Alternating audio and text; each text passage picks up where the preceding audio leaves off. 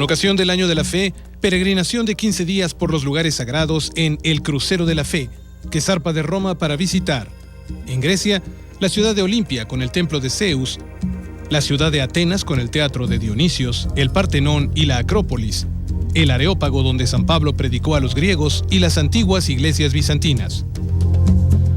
En Turquía, la ciudad grecorromana de Éfeso, donde la Virgen María predicó junto con el apóstol San Juan, la Basílica de San Juan y la Casa de la Santísima Virgen.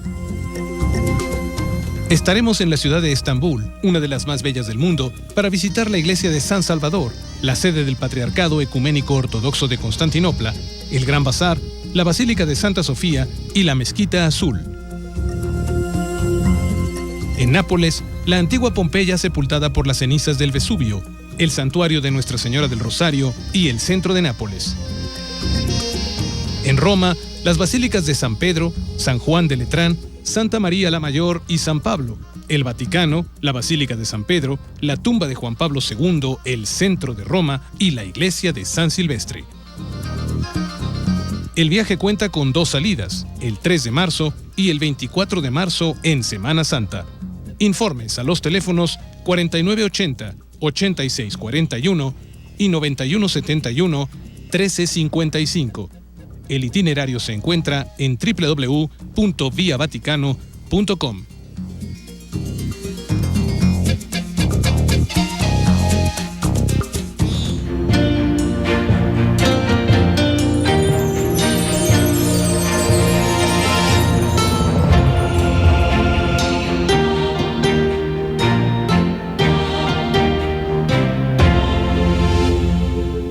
Evidentemente, quien vaya a ese viaje, pues estará con el sucesor, por supuesto.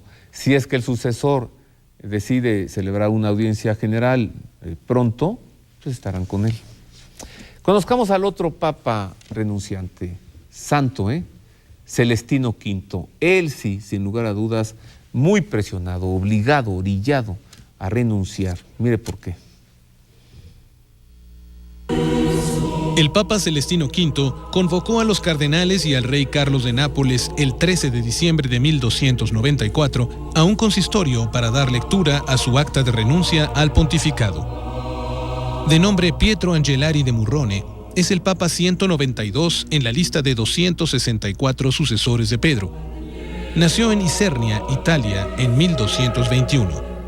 Se hizo monje benedictino a los 17 años, fue ordenado sacerdote en Roma y llevó una vida eremítica en las grutas del Monte Murrone, en los Abruzzos y en el Monte Magela. Solían llamarle Pedro el Ermitaño. Vivía en la pobreza, dedicado a la oración y a copiar libros. Mientras tanto, la Iglesia pasaba por momentos dificultosos porque tras la muerte del Papa Nicolás IV, los cardenales no lograban elegir al sucesor y la sede apostólica llevaba ya 2 años y 3 meses vacante. Así las cosas, en 1294, los cardenales, reunidos en Perugia, eligieron papa a Pedro el Ermitaño a la edad de 73 años. La decisión resultó de buscar a un hombre probadamente santo y de evitar favorecer a candidatos de conveniencia política. Pedro de Murrone, a pesar de que huyó para disuadir a los cardenales, fue ordenado obispo de Roma en la Catedral de L'Aquila, donde tomó el nombre de Celestino V. En lugar de residir en Roma, se instaló en una pequeña cabaña en el Palacio Real de Nápoles. El rey y varios miembros de la curia quisieron aprovecharse de la humildad del Papa, y como a él le pesaba no ser competente para enfrentar este tipo de exigencias del ministerio petrino, renunció al pontificado, se despojó de las vestimentas y ornamentos papales, se puso su hábito religioso, bajó del trono, se postró ante la asamblea y pidió a los cardenales que eligieran a un digno sucesor de Pedro. Luego se retiró al Monte Murrone, pero eran tantos los que lo buscaban que su sucesor, el Papa Bonifacio VIII, temió que se produjera un cisma y lo recluyó en el castillo de Fumone bajo vigilancia. Allí pudo continuar su monacato y allí murió en la pobreza en la que solía vivir, luego de profetizar su muerte. Con el tiempo, se descubrió que el Papa renunciante murió asesinado. Celestino V fue canonizado en 1313 y en julio de 2010 Benedicto XVI acudió a su sepulcro en L'Áquila para venerar su memoria y para decretar un año santo celestiniano. Luis Eduardo, ¿cómo ves eso? El Papa Benedicto XVI va a L'Áquila, venera a Celestino V, se quita el palio y lo deja allí. Bueno, ¿no es una señal, un cambio de luces fuerte que no supimos leer? Pues quizá ya hacia lo que ha sucedido. Con una inspiración tuvo el momento de dejar ahí su palio y de alguna manera como que anticipaba su renuncia, lo cual no quiere decir que sea forzada, obligada o que no sea válida. De alguna manera ya eso nos confirma pues que el Espíritu Santo quiso... A ver, perdóname. Dices, lo cual no quiere decir. Le voy a meter aquí limón y salecita. Sí. A ver, que no habrá tenido en aquellos momentos situaciones dificultosas. Y va ante los restos de Celestino V y dice, miren, yo puedo hacer una cosa como esta, si le siguen como van. Sí, y probablemente le siguieron así, pero eso no quiere decir que su renuncia fuera o sea inválida. O sea, está presionado, claro que está presionado porque la situación de la iglesia se ha vuelto muy difícil y se va a poner peor. O sea, si la gente cree que este es simplemente el fin de la pasión, no, este es el comienzo de la pasión. Por eso las profecías apuntan a que lo que venga a partir de ahora va a ser mucho más complejo y difícil para la vida de la fe de la iglesia y para la vida del católico por la situación tan difícil que tiene que enfrentar el próximo Papa. ¿Cuál es la fuente? Profecías que hablan de esto, ¿cuáles? No, por ejemplo, tú mencionabas antes del corte, la Virgen en Garabandal, España, en el año 62, a una de las videntes, Conchita González, le decía que después de Juan 23 vendrían 4 papas y después el final de los tiempos, y que uno duraría poco tiempo, que iba a reinar poco tiempo, por eso en realidad eran 3, aunque nominalmente son 4, que son Pablo VI, Juan Pablo I, que dura poco tiempo, Juan Pablo II y Benedicto XVI. Eso no quiere decir que no vaya a haber más papas, va a haber más papas, pero que a partir de este instante la situación de encono, de lucha, de deterioro de la iglesia en el orden humano va a ser mucho más visible, mucho más patente, aunado a las otras profecías privadas que hablan y visualizan en un futuro a un papa que se va a enfrentar a un falso, va a haber un cisma entre uno verdadero y uno falso que pudiera ser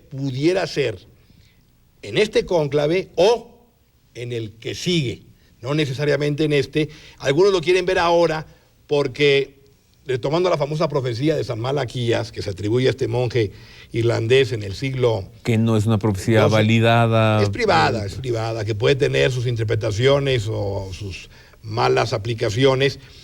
Dice que supuestamente queda un papa más, Pedro Romano. El término Pedro Romano lo que simboliza, para que quede claro, es que ya no habrá más Pedros salidos de la iglesia de Roma. Sí habrá más pontífices en la historia de la iglesia hasta el fin del mundo, pero ya no más papas salidos de la iglesia que está en Roma, porque Roma eventualmente va a pasar por una gran prueba y será destruida. Por eso es el Pedro Romano, no porque se llame Pedro Romano o porque el nombre del pontífice sea Pedro o haya nacido en romano, como por ejemplo Monseñor Bertone, no necesariamente. Es el fin de una época, lo cual habla de una situación de persecución en contra de la iglesia. La pregunta es si realmente falta uno, según esa profecía, o faltarían 2, porque el texto original de esa profecía, que se descubrió en 1595, la impresión tipográfica del texto, dice que hay de Gloria Olive, punto, y abajo, in persecuzione, y luego hay un punto. Y abajo viene Petrus Romanus. Gloria Olive sería el lema que le corresponde a Benedicto XVI. De San Malaquías a Benedicto XVI. Así es. De Gloria Olive viene in persecuzione, y hay un punto, lo cual me está indicando, o el autor de esa profecía indica que ahí está un lema más. Luego se le añadió Santa Romana Ecclesia Extrema Sedevit. Eso lo añadió un comentarista de nombre Padre Alfonso Chacón, que fue el que anotó, en el siglo XVI anotó todos los lemas que le correspondían a los papas que ya habían pasado por la sede de Pedro desde 1148, que empieza la profecía, hasta el 1596. Entonces él añadió esa in extreme Santa Romana Ecclesia sedebit. ¿Qué significa? Que significa que es la última persecución que va a sufrir la Iglesia Romana y la Santa Sede. O sea, es lo que está diciendo, porque entendía que ya como venía Pedro Romano, ahí se acababa todo. Sin embargo, del lema, repito, de la edición tipográfica inicial de 1595, no queda claro que sea uno, sino que podrían ser dos, in persecuzione y luego Petrus Romanus. Lo que pasa es que en el siglo XVIII, el siguiente editor de la tipografía se le hizo muy fácil quitar el punto después de in persecuzione y sumó toda la frase completa. A ver, tengo medio minuto, solo por puntualizar. De Laboris Solis, que es Juan Pablo II, sigue Gloria Olive, que es Benedicto XVI, y después Pedro Romano. Pero tú dices, con fundamento, que seguiría de Gloria Olive en persecución extrema a la Santa Iglesia Romana, y después y luego Pedro Romano. Es decir, que la lista de San Malaquías pasaría de 112 a 113. A 113. Y vendría entonces un papa ahora, un papa legítimo, que sería el siguiente, y eventualmente después vendría el cumplimiento de la profecía de dos papas que de un cónclave van a enfrentarse. Pero eso lo dejamos, si quieres, para la siguiente semana. ¿Nos puedes dejar una conclusión de 15 segundos? De 15 segundos, que las profecías son para preservar la fe. En la medida en que el Señor nos anuncia, la Virgen nos anuncia, lo que va a ocurrir es para que cuando ocurra no vayamos a perder la fe, porque la flecha duele menos cuando la vemos venir. Entonces todo esto que estamos viviendo ya está profetizado. Hay que rezar y hay que prepararnos para que nuestra fe no vaya a menguar en momentos en que nuestra Madre Iglesia parezca que va a decaer. Nos vemos aquí el próximo domingo. Si Dios quiere. Tú, José Alberto, y un servidor. Gracias, Roberto. Y nos vemos el próximo jueves en la conferencia. Sí, y también para hablar de Garabandal, de los famosos... creo que ya mencioné los 4 papas. Bueno, muy interesantes. Nosotros continuamos. Mire, esta semana no hubo audiencia general porque el Papa tomó el retiro de Cuaresma junto con toda la curia romana, así que en lugar de la audiencia le entregamos el Ángelus del domingo pasado. Esto dijo el Santo Padre.